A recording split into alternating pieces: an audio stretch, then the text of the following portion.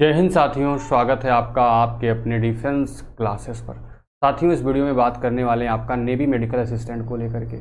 देखिए, बहुत सारे बच्चों का साथी एक ही जेन्युइन क्वेश्चन है कि सर हम शॉर्ट लिस्ट होंगे नहीं होंगे, सर हमारा नेवी मेडिकल असिस्टेंट की कट ऑफ क्या जाने वाली, सर इसका कंप्लीट प्रोसेस क्या है, सर इसमें कट ऑफ कितनी होगी, सर इसमें किस सेगमेंट में कितना नंबर चाहिए। आप कितने सारे सवाल थे मेरे भाई। मैं आपको एक वीडियो दे रहा हूँ, इसके माध्यम से आप समझ जा पाओगे कि नेवी मेडिकल असिस्टेंट है क्या। मेरे भाई, आपको पता था कि आपका जैसे आपने कभी सुना होगा आर्मी में एनए की भर्ती होती थी, यानी आपका बात करें नर्सिंग असिस्टेंट की, जितने भाई आपका सेना के कमांड हॉस्पिटल होते थे वहाँ पर लोग काम करते थे एज ए नर्सिंग असिस्टेंट। नहीं, आपका एक कह सकते हो डॉक्टर के सहायक। ठीक है, ऐसे भैया आपको नेवी के अंदर भी आपका क्या हो भाई, आप जो नेवी के हॉस्पिटल्स हैं उसके अंदर आपकी पोस्टिंग होगी। ठीक, अब साथी यहाँ पर बात करते हैं इसका जो फॉर्म निकला हुआ है। आप लोगों ने फॉर्म को अप्लाई कर दिया होगा भाई, फॉर्म की डेट तो निकल चुकी है और आपको पता है कि जो आपका एडमिट कार्ड है वो 30 सितंबर, यानी आपको मैं प्रूफ भी आप जाके नोटिफिकेशन में पढ़ लीजिए, आपको नोटिफिकेशन में लिखा भी हुआ है। ठीक है, आपका जो आपका एडमिट कार्ड है वो आपका 30 सितंबर से लेकर के 5 अक्टूबर के बीच में आपके सामने होगा। और यदि कैसे एडमिट कार्ड आएगा भैया, आपके अलग अलग स्टेट की भैया अलग अलग शॉर्टलिस्ट किया जाएगा और अलग अलग बच्चों को छांट करके कुछ बच्चों का क्या होगा, कुछ बच्चों का देखिए आपका भाई जो वैकेंसी वो 300 प्लस है।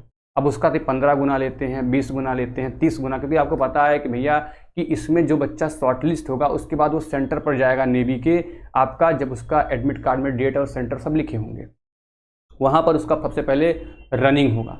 सबसे पहले भैया आपको क्या करवाया जाएगा, रनिंग करवाया जाएगा। जो बच्चा रनिंग को पास करेगा, यदि अगर पॉसिबल होगा तो सेम डे, अगर पॉसिबल नहीं होगा तो अगले डे आपकी क्या होगा, पेपर होने वाला है। ठीक है, और जो पेपर होने वाला भैया वो क्लास 12th के ही लेवल पर, जो क्लास 12th का पूरा बायोलॉजी जैसे भाई सेम पैटर्न पर पेपर आएगा, क्लास 12th का फिजिक्स उसी पैटर्न पर पेपर आएगा, क्लास 12th का केमिस्ट्री उसी पैटर्न पर पेपर आएगा, और साथ ही आपका इंग्लिश का पेपर होगा और आपका क्या उसमें होगा, आपका जीके होगा और 5 क्वेश्चन रीजनिंग के होंगे। टोटल आपका 100 नंबर का पेपर होगा, 100 क्वेश्चन होने वाले, नेगेटिव मार्किंग आपकी नहीं होगी।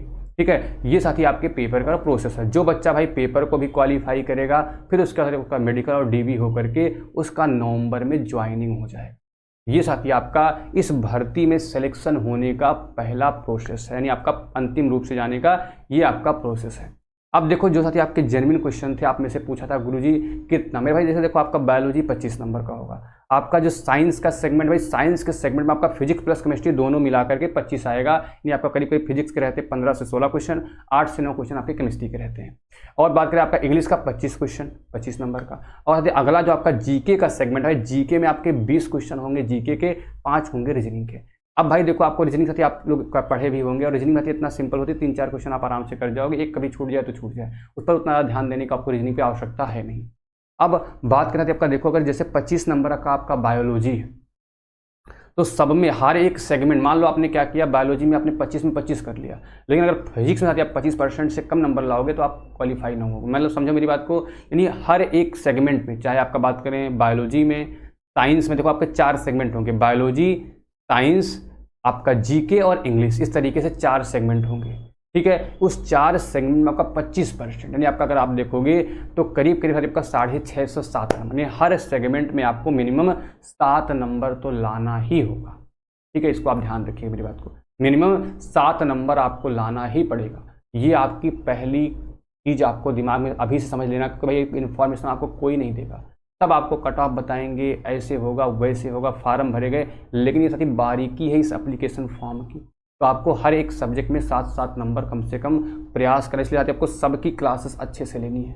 इंग्लिश भी अच्छे से पढ़ना है, जीके भी अच्छे से पढ़ना है, साइंस पढ़ना, बायोलॉजी, आपकी सारी क्लासेस साथी मैं खुद आपको पता है, आपकी इंग्लिश साथी इंग्लिश वाले सर ले, बाकी चीज़ें मैं आपको खुद ही पढ़ा रहा हूँ एकदम अच्छे तरीके से। तो आप लोग उन क्लासेस से जुड़ के अच्छे से फ़ायदे से बढ़िया से पढ़ो। और देखिए, फिर मैं आपसे कह रहा हूँ कि जिन बच्चों के 75% के ऊपर है भैया, वो अच्छे से तैयारी करो, बढ़िया से मेहनत करो। और आपको साथी देखिए, आप वैसे बहुत सारे बच्चे, सर 72,000-73,000 फॉर्म पढ़ चुके हैं मेरे भाई, 72-73,000 या 72-73,000 को मत देखिए भैया, उसमें से साथी कितना शॉर्ट लिस्ट होगा उसको देखिए भाई। जो कंपटीशन एक्चुअल में है वो मैक्सिमम सबका 5 से 10,000 बच्चों के बीच में ही है।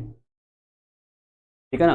तो मैं आपसे फिर रिक्वेस्ट करूंगा सभी साथियों से कि भैया अच्छे से पढ़ाई करो साथी, और कोई भी इन्फॉर्मेशन साथी आपको चाहिए, कोई दिक्कत आपको है, या मैं साथी आपके साथ हूँ, जुड़ के आपके साथ मेहनत कर रहा हूँ, आप मुझे से पूछिए, मैं आपको बताऊँगा।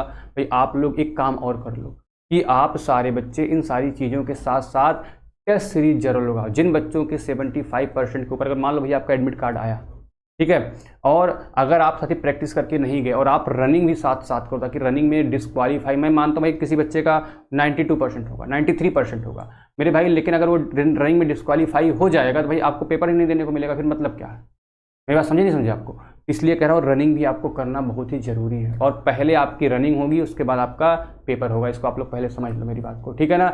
और मुझे नहीं लगता अब कोई सवाल आपके इसके बाद रह जाएंगे, ठीक है। अच्छे से तैयारी करो भाई। अब अगला देखो, आपको पेपर की डेट को लेकर आपको पूछ रहे थे कि आपका जो पेपर है वो 15 से लेकर के 25 अक्टूबर के बीच सब कुछ समाप्त हो जाएगा, सब कुछ समाप्त हो जाएगा।